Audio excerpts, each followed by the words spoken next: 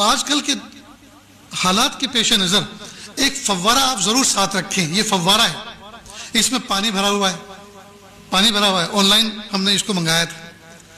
اس کا فائدہ یہ ہے کہ آدمی اگر حرم میں بیٹھا ہوا ہے اور اس کا وضو ٹوٹ گیا، اب اگر آپ حرم سے باہر نکل کر واپس جانا چاہیں تو یہ ممکن ہی نہیں. پولیس والے جانے نہیں دیتے، بھیڑ اتنی ہے. اب وضو ٹوٹ گیا، جگہ بھی سنبھالنی ہے، نماز بھی پڑھنی ہے جماعت کے ساتھ، اور وضو بھی کرنا. اب کیا کریں؟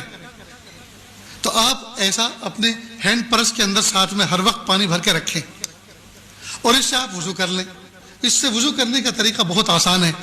جیسے میرا کندھے کا رومال ہے، یہ چھوٹا سا جو نیپکن آتا ہے تھوڑا موٹے والا، وہ اپنے ساتھ ہر وقت رکھیں، اس کو گود میں بچھا لیں، ٹھیک، اور آستین چڑھائیں.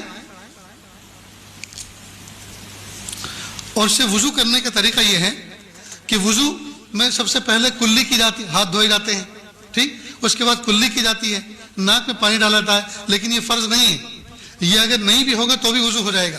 سب سے پہلا فریضہ کیا ہے؟ چہرے کا دھونا، پیشانی کے بالوں سے ٹھوڑی کے نیچے تک، ایک کان کے لوب سے دوسرے کان کے لوب تک. یہ نمبر 1 فریضہ ہے. لہذا اس کا ادا کرنے کا طریقہ یہ ہے کہ آپ ایسے کریں.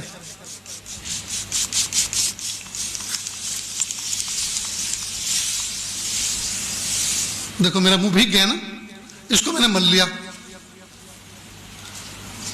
اور شریعت کا فقہ کا اصول یہ ہے، جس عضو کو دھونا ہے اگر اس میں سے 1-2 قطرہ پانی ٹپک گیا تو وہ دھلا ہوا سمجھا جائے گا. یہ تو قطرات تو ٹپک گئے تو چہرہ دھل گیا. اب ہاتھ دھونا ہے جی. دوسرا فریضہ انگلیوں سے لے کر کوہنی تک، کوہنی سمیت اپنا پورا ہاتھ دھونا، دونوں ہاتھ دھونا. تو اس کا طریقہ یہ ہے کہ آپ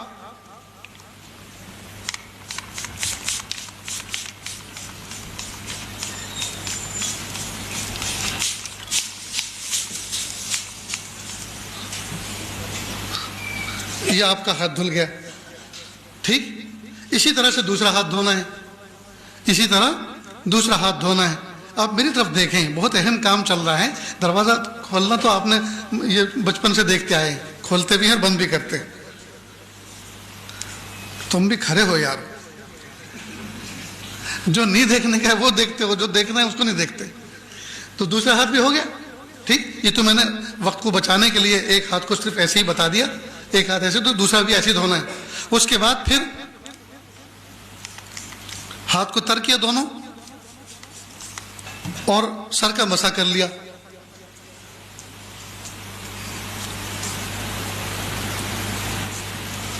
ہو گیا مسح.